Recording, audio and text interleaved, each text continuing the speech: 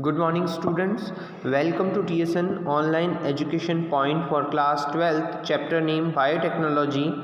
In previous videos we discussed about the definition of biotechnology, the principle of biotechnology, restriction enzyme, palindromic sites.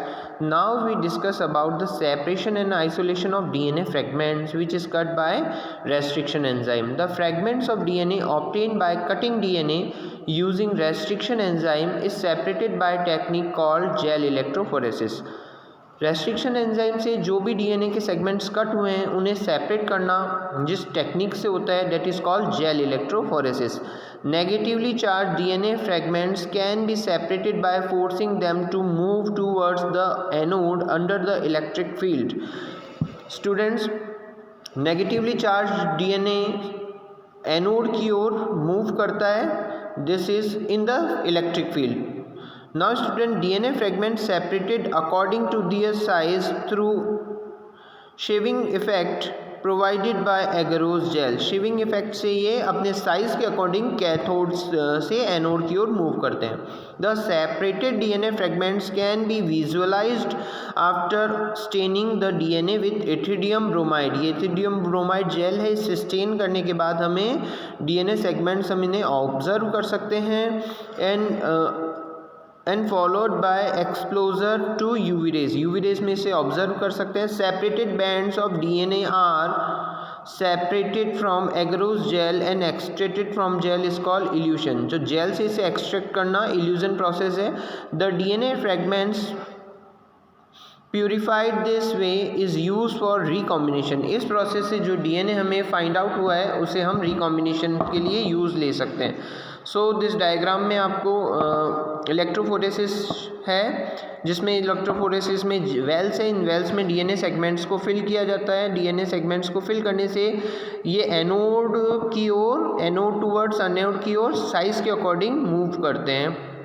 So now we discuss about cloning vectors. Cloning vector वो होते हैं students जिनमें हम हमारा desire DNA add करके host में transmit करते हैं, जो होस्ट में हमारे डीएनए को लेकर जाते हैं. Plasmid and bacteriophage is commonly use vector for cloning. They have ability to replicate within bacterial cell independently the control of chromosomal DNA. So students, vectors जो ये प्लाज्मिड होते हैं ये एक्स्ट्रा क्रोमोसोमल सर्कुलर डीएनए होता है जो bacteria में present होता है. ये वेक्टर के लिए इसे यूज़ लेते हैं.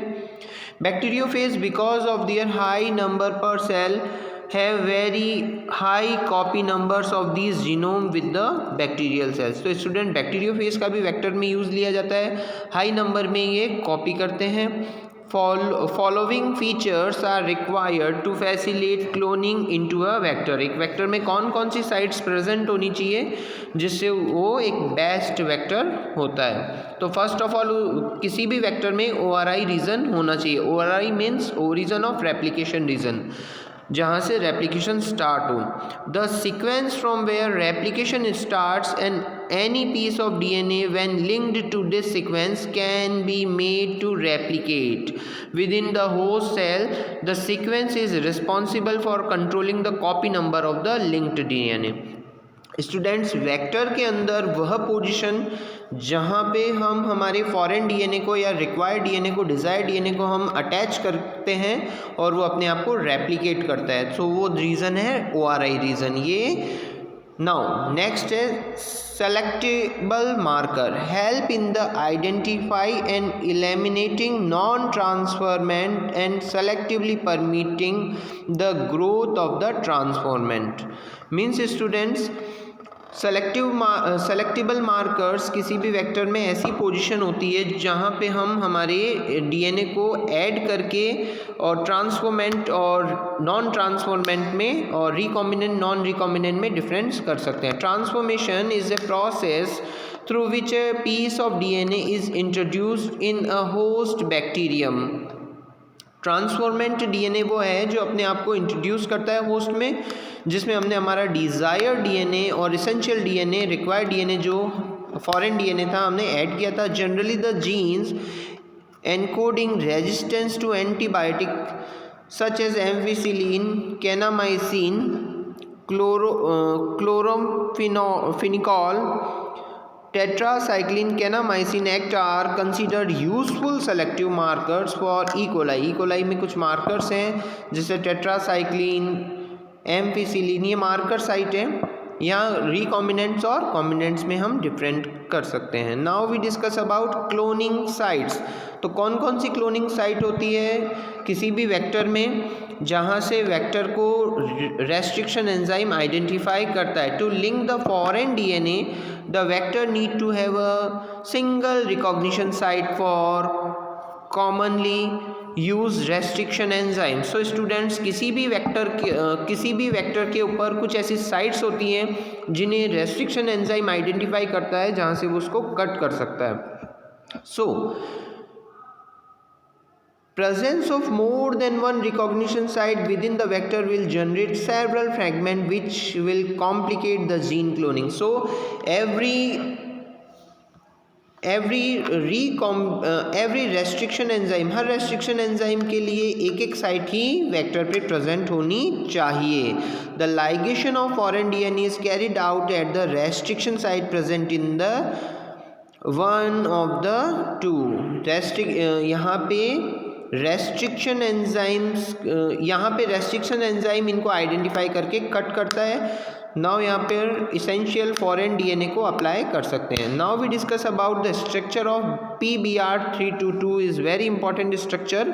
P means plasmid, BR means scientist name Bolivar and Rodriguez, 322 number is plasmid number.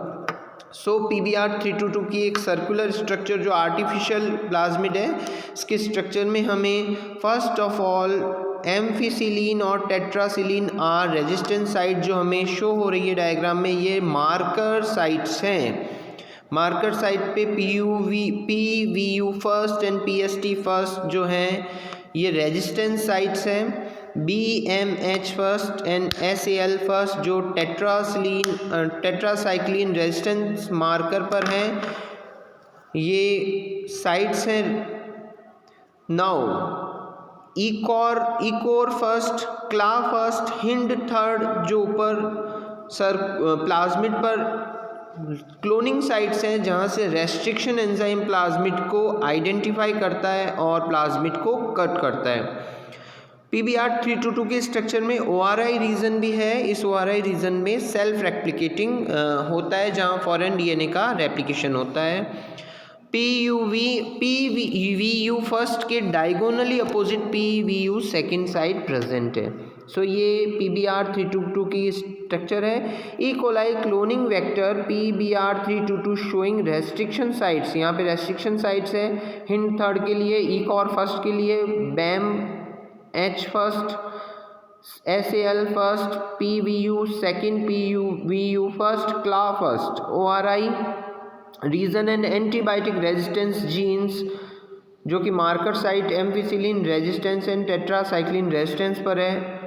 These are codes for protein enveloped in the replication for plasmid. तो ये प्लाज्मिड पर कौन कौन सी साइट्स होती हैं PBr322 जो आर्टिफिशियल प्लाज्मिड है उसकी स्टडी है। Now we discuss about insertional inactivation. So students, जब हम बैक्टीरिया में देखते हैं रिकॉम्बिनेंट्स और कॉम्बिनेंट्स में डिफरेंट करते हैं और ट्रांसफॉर्मेंट और नॉन ट्रांसफॉर्मेंट को अलग अलग करते हैं, तो हम इंसर्शनल इनएक्टिवेशन प्रोसेस का यूज़ करते हैं। The most efficient method of screening for the presence of recombinant plasmid is based on the principal that the cloning DNA fragments disrupt the coding sequence of a gene. This is termed as insertional inactivation. For example, the powerful method of scanning for the presence of recombinant plasmid is referred to as blue-white selection. तो ये जो process है insertional inactivation, ये blue-white selection पर depend है, जिसमें हमें जो डिज़ायर कॉलोनी होती है वो कलरलेस फाइंड आउट होती है। This method is based upon the insertional inactivation of the LAGZ gene present on the vector. The LAGZ gene is encoding with the enzyme beta galactoside. तो ये LAGZ enzyme जो है beta galactoside, LAGZ gene जो है beta galactoside को code करता है, which can chromogenetic substance into a blue coloured product. अगर ये नॉन ट्रांसफॉर्मेंट है सो ये ब्लू कलर की कॉलोनी प्रोड्यूस करेगा, अगर ट्रांसफॉर्मेंट है तो कलरलेस कॉलोनी को शो करेगा। If this lac gene is inactivated by insertional inactivation, इस लैग जीन को इनएक्टिवेट कर दिया जाता है और target DNA fragment into the development of blue colony, इससे ब्लू कॉलोनी डेवलप होती है, will be prevent and it give white colonies. By this way we can differentiate recombinants white colony and non-combinants blue colony. So इस type से हम recombinants और non recombinants में different कर सकते हैं। इसमें जो रिक्वायर्ड हमें जो कॉलोनी मिलती है वाइट कॉलोनी जो रिकॉम्बिनेंट की होती है, जिसमें मीन्स ट्रांसफॉर्मेशन प्रोसेस हो चुका है। Okay student, thank you.